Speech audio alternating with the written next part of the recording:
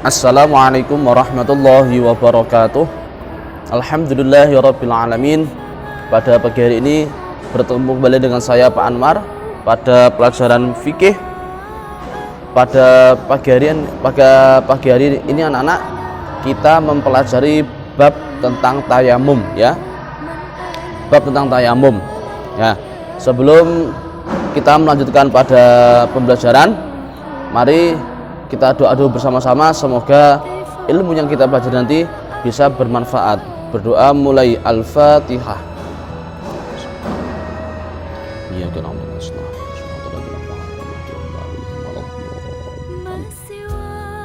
Alhamdulillah, anak-anak, mari kita lanjutkan pelajaran pada pagi hari ini, yaitu tentang tayamum ya.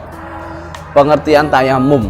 Tayamum itu adalah menyapukan debu yang suci pada muka dan tangan sebagai pengganti wudhu dan mandi besar dengan syarat-syarat tertentu. Nah, perintah tayamum ini berdasarkan Al-Quran, ayat surah An-Nisa ayat 143 yang berbunyi, wa in kuntum maradha aw ala safarin aw jaa ahadum minkum minal ghaiti aw lamastumun nisa falam tajidu ma'an fatayammamu sha'idan thayyiban famsahu biwujuhikum wa aydikum innallaha kana afuwan ghafura. Itu adalah dasarnya, yang artinya adapun jika kamu sakit atau sedang dalam perjalanan atau sehabis buang air atau kamu telah menyentuh perempuan sedangkan kamu tidak mendapatkan air, maka bertayamumlah kamu dengan debu yang baik atau suci. Usaplah wajahmu dan tanganmu dengan debu itu. Sungguh Allah Maha Pemaaf dan Maha Pengampun. Nah, ini adalah dasar Al-Quran yang menjelaskan tentang tayamum. Ya anak-anak, dari sini pengertian tayamum dapat dipahami ya, yaitu apa tadi? Menyapukan debu ya, debu yang suci ya, debunya harus suci ya. Debunya harus suci. Nanti saya jelaskan di belakang. Debu yang suci pada muka dan tangan, pada wajah dan tangan. Untuk tayamum ini tidak seperti wudhu. Kalau wudhu anggotanya ada banyak ya, mengusap wajah, harus berkumur, harus membasuh, mengusap sebagian rambut, telinga. Nah, tetapi kalau tayamum perbedaannya yang diusap cuma wajah dan tangan. Ya, saya ulangi lagi, pengertian tayamum adalah menyapukan debu yang suci pada muka dan tangan sebagai pengganti wudhu dan mandi besar dengan syarat-syarat tertentu. Nah, tadi sudah saya jelaskan dasar Al-Qur'annya ya, dari surah An-Nisa ayat 43. Nah, anak-anak, sekarang kita masuk kepada syarat-syarat tayamum. Nah, apa saja syarat tayamum? Yang pertama adalah tidak ada air. Nah, tidak adanya air untuk berwudu. Nah, atau mandi besar atau mandi. Nah, semisal tidak ada air ketika mau sholat dan mau mandi wajib, nah kita boleh menggunakan tayamum. Namun ketiadaan air itu adalah harus dipastikan terlebih dahulu. Nah, ya, harus dipastikan terlebih dahulu dengan cara mengusahakannya. Kita harus berusaha mencari air dulu ya, harus berusaha mencari air dulu. Ketika sudah sampai tidak ketemu, seumpama ketika sedang musim kemarau yang sangat panjang di daerah pegunungan. Nah, seperti tahun kemarin kita memberi bantuan air ke daerah selatan, itu di sana tidak ada air.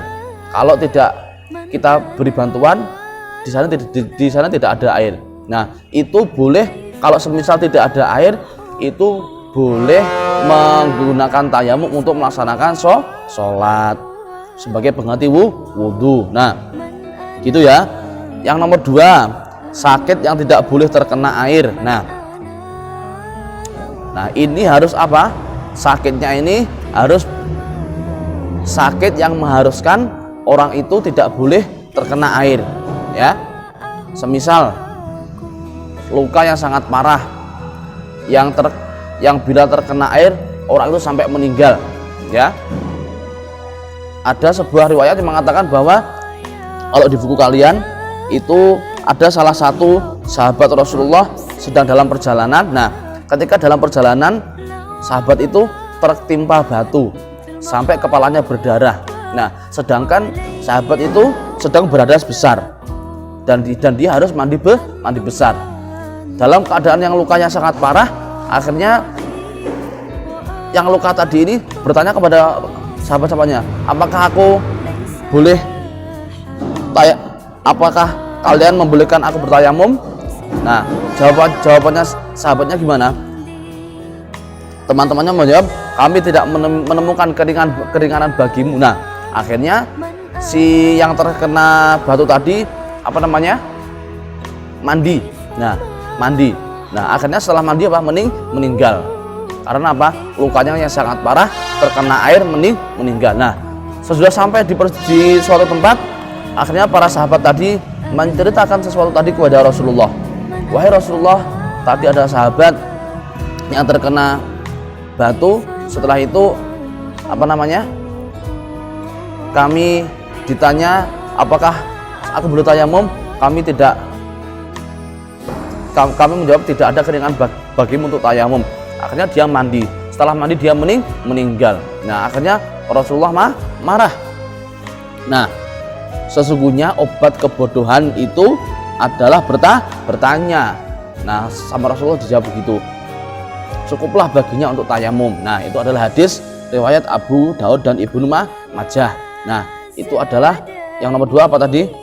Sakit yang sangat parah. Yang nomor 3, telah masuk waktu sholat. Yang nomor 4, memakai debu yang bersih. Ya, debunya itu harus bersih dan suci. Nggak boleh seumpama ada debu atau pasir yang baru didatangi anjing, di situ anjing itu kan mengandung najis dah. Nah, anjingnya ke situ di debu itu. Nah, setelah itu kamu buat tayamum debunya. Nah, itu tidak boleh karena apa? Debunya termasuk debu yang najis, ya. Kalau dalam Al-Qur'an itu diistilahkan syai dan thayyiba, yaitu apa? Yang berarti apapun yang menjadi permukaan bumi, baik tanah maupun sejenisnya, tapi harus yang bersih dan suci. Kalau yang debu yang suci itu apa? Contohnya, seumpama kalian pernah melihat kaca di rumah kalian yang sangat tebal sangat tebal debunya, kotor itu sampai kalian bisa untuk menulisi nama-nama kalian itu di kaca itu boleh digunakan tayamum. Karena apa? Termasuk debu yang suci, ya. Selanjutnya nomor 5, dalam perjalanan jauh, ya. Dalam perjalanan jauh ini misalnya kita contohkan seperti orang-orang haji, ya. Orang-orang haji ini ketika melaksanakan perjalanan dari Indonesia menuju ke Makkah. Nah, di tengah perjalanan sama pilotnya sudah masuk waktunya sholat, silahkan mengambil tayamum. Nah, mesti begitu kan. Kalau nggak percaya, kamu tanya kepada kakek kalian atau orang tua kalian yang sudah pernah haji. Di perjalanan mesti diingatkan begitu, silakan untuk bersuci. Nah, kalau di pesawat gimana mau berwudu?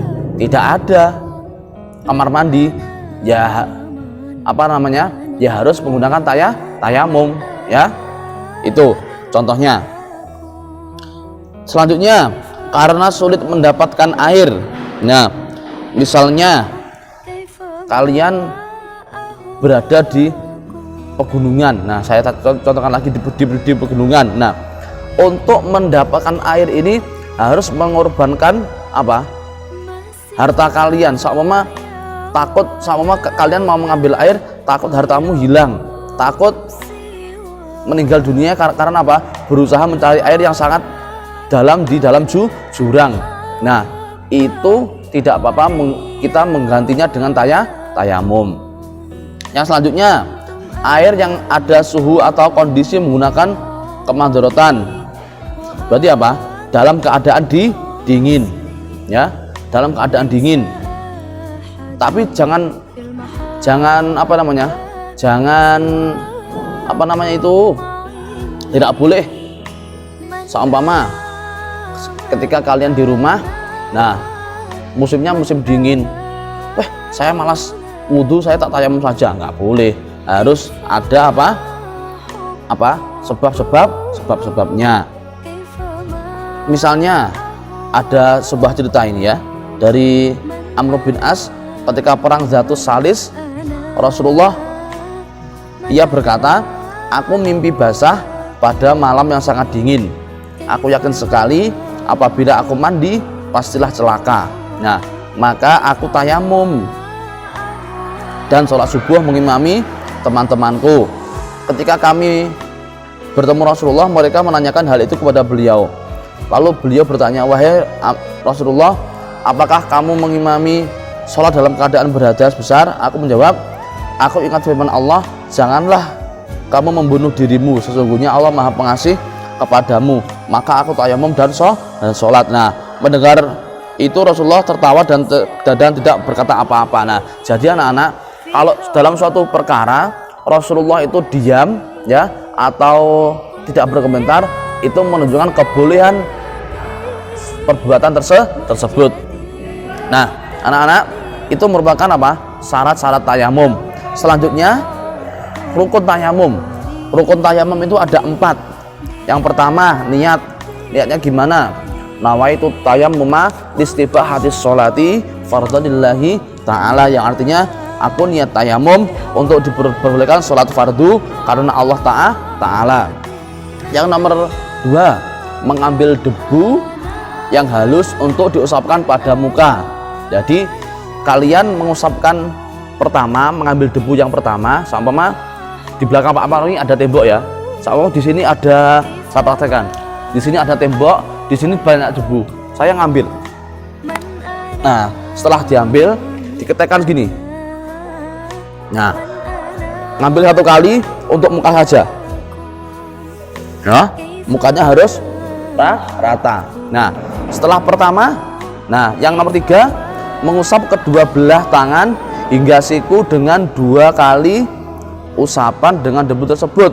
Nah, Pak Amr tadi yang pertama sudah mengusap wajah ya, dengan debu yang pertama. Nah, ini harus mengambil lagi, tidak boleh bekas usapan yang tadi kita lanjutkan, nggak boleh, ambil lagi. Tangannya Pak Amr diusap ya. Nah, gini ya. Ya, ini gitu saja sudah cukup ya.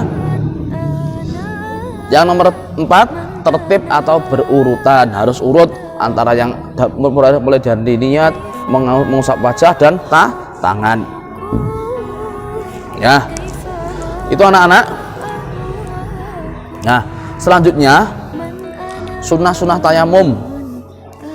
Yang pertama, membaca bismillah sebelum niat, membaca bismillah, mendahulukan anggota yang kanan ya, mendahulukan anggota yang kanan. Yang nomor 3, dikerjakan secara beriringan atau berurutan, maksudnya setelah melaksanakan rukun yang pertama lanjut melaksanakan rukun yang kedua. Nah, selanjutnya hal-hal yang membatalkan tayamum, langsung saja ya.